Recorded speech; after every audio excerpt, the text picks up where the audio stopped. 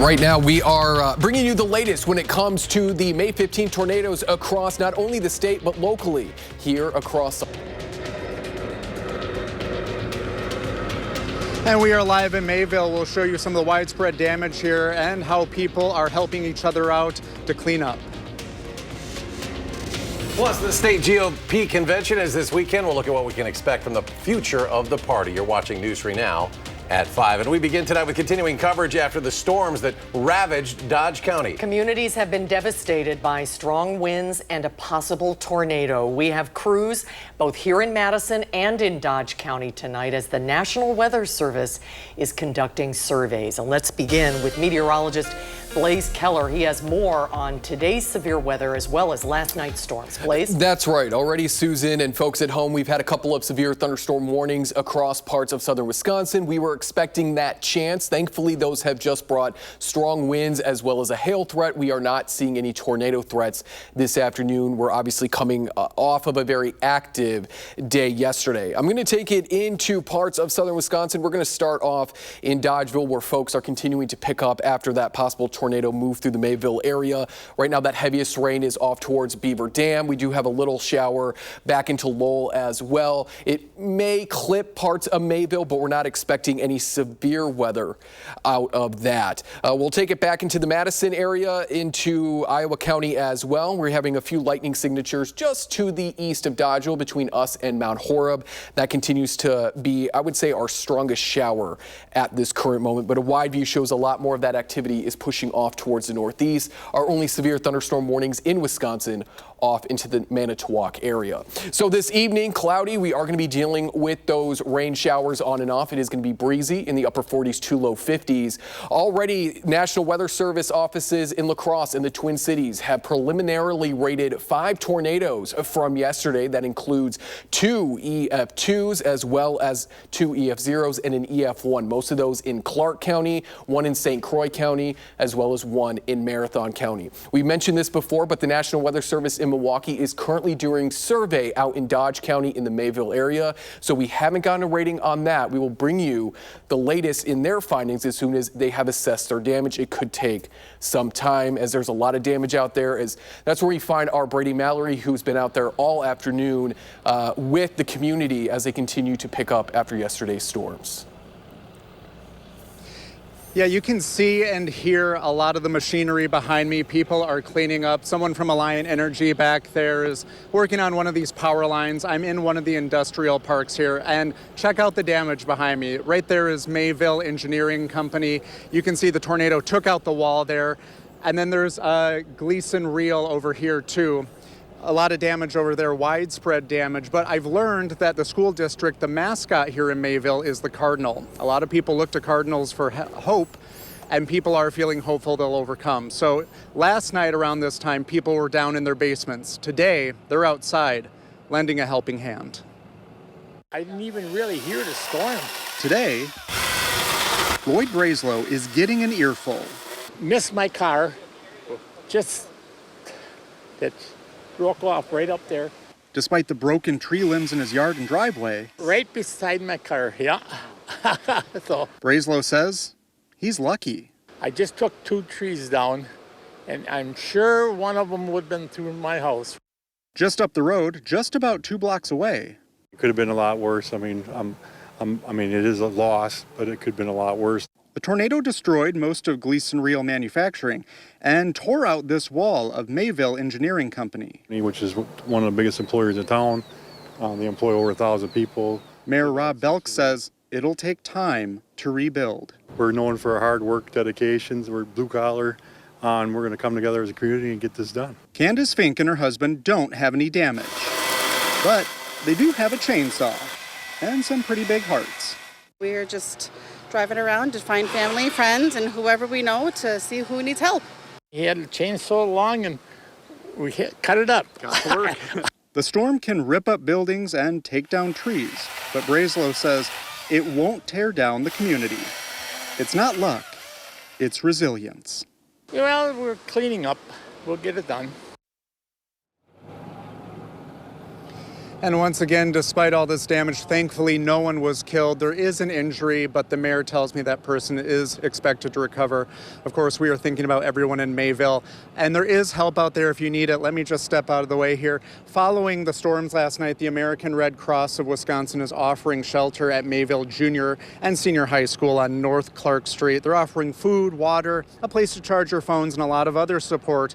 The Red Cross is also sending out an emergency response vehicle to distribute meals, snacks, water, blankets, trash bags, and more. So if you need help, call 1-800-RED-CROSS. That's 1-800-RED-CROSS. And of course, Mayville is not the only community affected by the storms. Maddie Heimsch is over in Juneau taking a look at the damage there. She joins us now with what she's been seeing. Maddie? Hey Brady, I'm in front of the Schwant family farm in Juneau where some of the most aggressive damage hit last night and seemingly is about to hit again. The sun was on me a minute ago. I'm not exaggerating. The weather is just going in and out here, but I want to talk about a little bit of the damage. We saw a lot of different levels of damage as we moved through Juneau, but nothing quite as jarring as this farmland being essentially flipped upside down. I talked to the Schwant family who owns the farm about what they heard last night, the damage they've been dealing with, and Bob Schwant Jr. tells me that his wife went to the basement for shelter early in the evening yesterday. When the storm came, he was still working outside. When she heard everything going, she just figured she was stuck in the worst. They were just so happy when I came in. And when I told them everything was leveled, they just broke down bawling.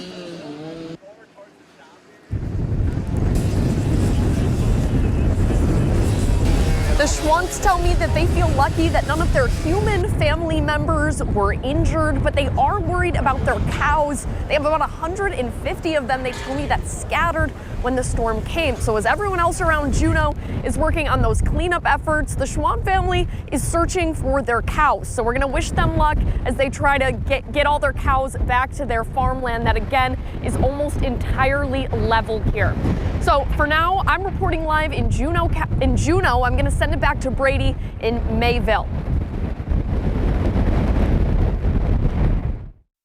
We have lost Brady, so we'll try to get back with them a little bit later. But we do want to remind you, you can track every forecast for yourself whenever you need it with our First Warn Weather app. Hourly planners, road conditions, and radar. You can download it for free in your phone's app store. Just search WISC Weather. In other news tonight, a teenager is fighting for his life after a shooting in Beloit. Police in Beloit say at 11 o'clock Wednesday night, a 15-year-old fired at a 17-year-old on Park Avenue.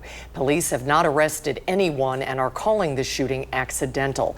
They're still investigating what happened as the 17-year-old remains in the hospital. The Milwaukee County judge charged with helping a man illegally evade immigration agents is seeking donations to fund her court defense.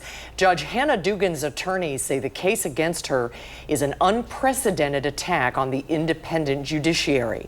Dugan hired a group of high-powered lawyers led by former U.S. Attorney Steve Biskupik. This comes after dozens demonstrated outside the federal courthouse in Milwaukee demanding that she be set free. Well, this weekend, politicians from across Wisconsin will meet in Wausau for the annual state Republican Party convention. Political reporter Will Keneally will be traveling up there tomorrow, and he joins us now with a preview of what we can expect. Will?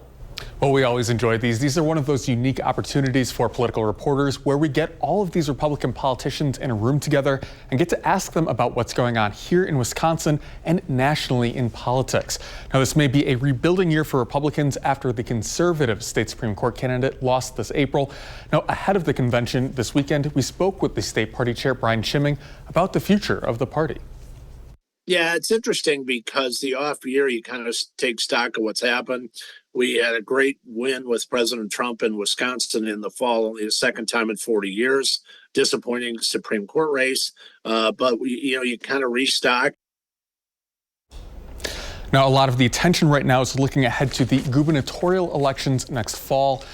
Now, and whether Democrats can retain the governor's mansion, that has been a key stopgap for many of the Republican policies coming out of the state legislature. Now, you can see more from our interview with Shimming this Sunday at 10:30 as we take forth the record on location to that Republican Party convention in Wausau. We will see you Sunday from Wausau, Will. Thank you. A new report from UW Health is highlighting the importance for kids to wear helmets when they're on their bikes. According to the UW, in the last 2 years, 70% of pediatric patients who came to the emergency room due to a bike accident were not wearing a helmet at the time of the event.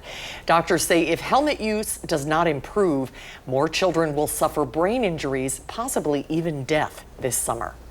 This is one of those things that you never know when it's going to happen, but when it happens, it can be potentially devastating. So I think helmets have been proven to be helpful for pediatric patients, at least kids. I mean, not only kids, adults too. They protect the brain. UW Health kids say accidents are the leading cause of death for children ages 1 through 14. Memorial Day weekend, of course, the unofficial kickoff to grilling season, and it's important to be safe while you man the grill. SSM Health says there are steps you can take to prevent grill fires. Doctors recommend knowing where and how to dispose of cooking materials, and also remember the 3-foot rule. Always grill at least 3 feet away from any homes and other structures. You want to be kind of somewhere out in the open where there's not a risk for fires to other structures. And then you want to be in a low traffic area, so away from people, away from kids, away from pets. Doctors add that you always want to start a grill with the lid open. If you leave it closed, there's a chance for gas to build up, and it can simply blow the lid right off. It's a big weekend in Stoughton. Sitten de Mai is underway right now. The News 3 Now, a proud sponsor. The festival kicked off today, continues through Sunday. Our Tanasia Shaw live now in Stoughton. And Tanasia, there's a happy hour going on right now, right?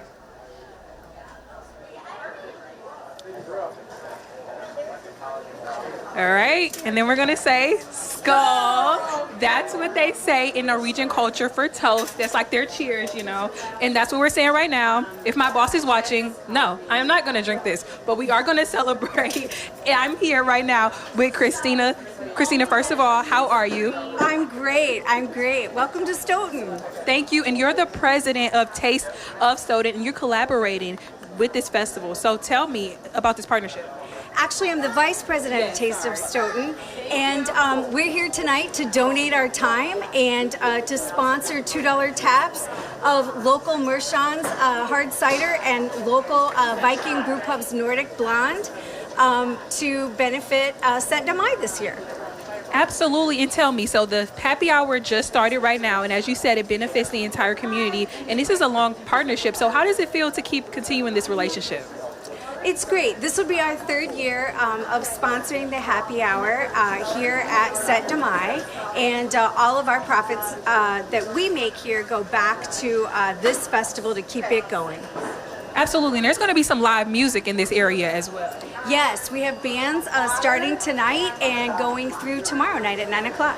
Okay, so it will be a party, there'll be beer, and good vibes to celebrate Norwegian culture. So that's the best way to celebrate this weekend, I would assume. Absolutely. And on top of that, we'll be serving Nottingham Nectar's mead, which is what all the Vikings used to drink, along with some domestic beverage choices from Frank Beverage. And then, I'm sorry, did you say the prices for the happy hours? Because I heard you, we were talking about them earlier, and I was very impressed. So can you run through those real quick?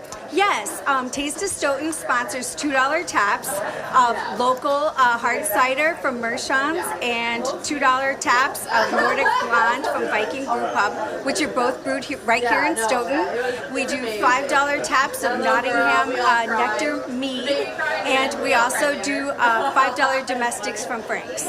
So very attractive prices. Eric, Susan, I'm going to send it back to you. We have a party to get to. They're celebrating right now, and they're setting up. Reporting in Stoughton, Tanasia Shaw. Always a fun event there, Sitten de Mai in Stoughton. Tanasia, thank you. So the coming 5 Americans aren't feeling too optimistic when it comes to the economy. And President Trump's budget bill faces a big setback. Why some Republicans say it doesn't cut enough spending. And a strong Friday to end the week on Wall Street. The Dow up 332 points. The Nasdaq jumps 99. S&P 500 adds about 41.5. We'll be right back.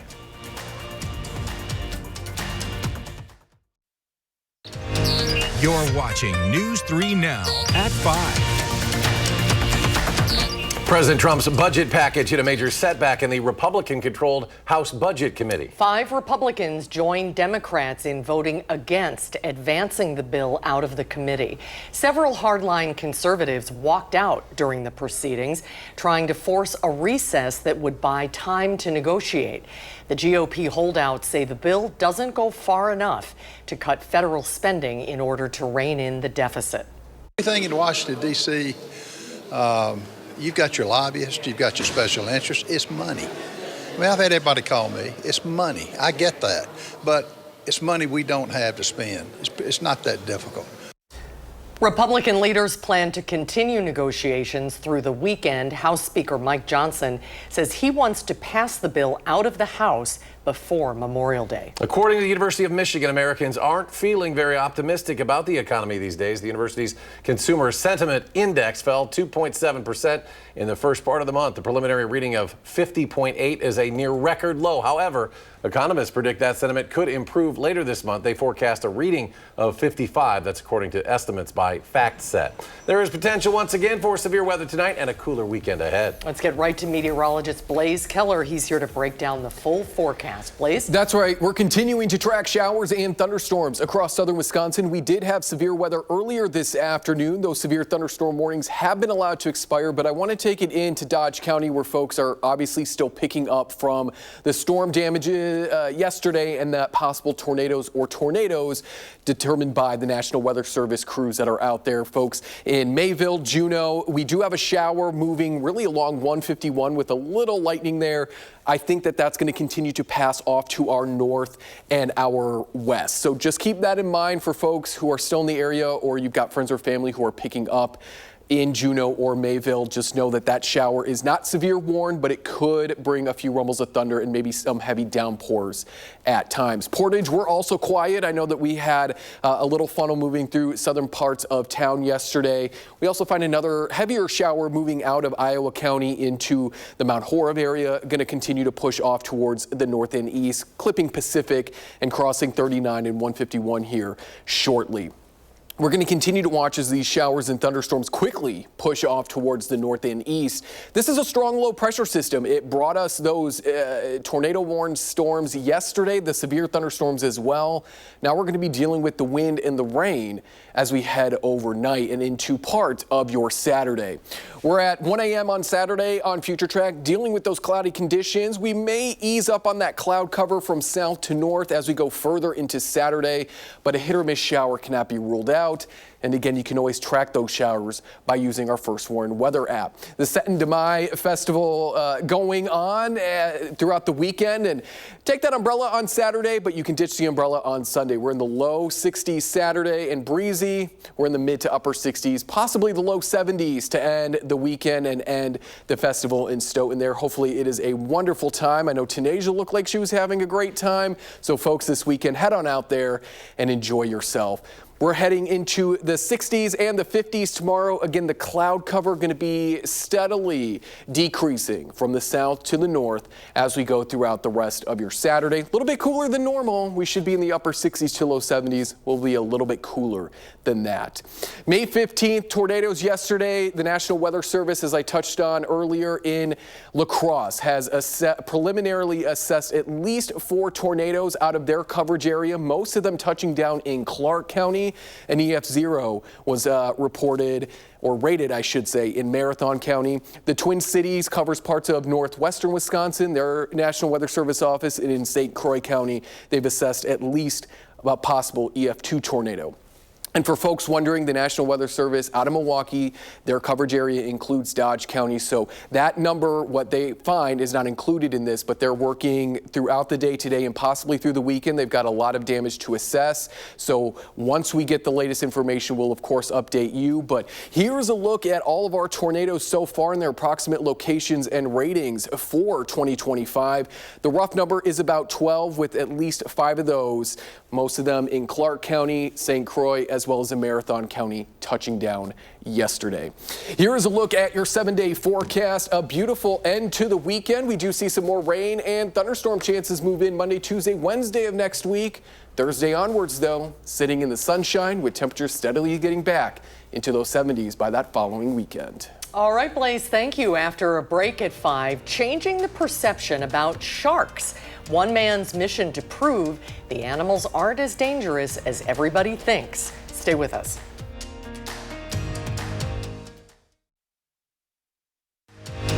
You're watching News 3 Now at 5, moving forward. A daring endurance athlete is setting out to become the first person ever to swim around Martha's Vineyard. It's the same location where the classic horror movie Jaws was filmed. 55-year-old Lewis Pugh dove into the frigid waters off the coast of Massachusetts wearing only his swim trunks, a cap, and goggles. He says his mission is to change public perception around the now at-risk sharks, often depicted as predators in movies. About 274,000 sharks are killed every single day. It's completely unsustainable. It's an ecocide which is taking place. And so my message to people around the world is we have to protect sharks. Jaws director Steven Spielberg and the book author Peter Benchley have both expressed regret over the impact the film had on viewers' perception of sharks. Pugh expects to complete the 62-mile swim in 12 days. We'll be back with a final check of your weekend First Warn forecast.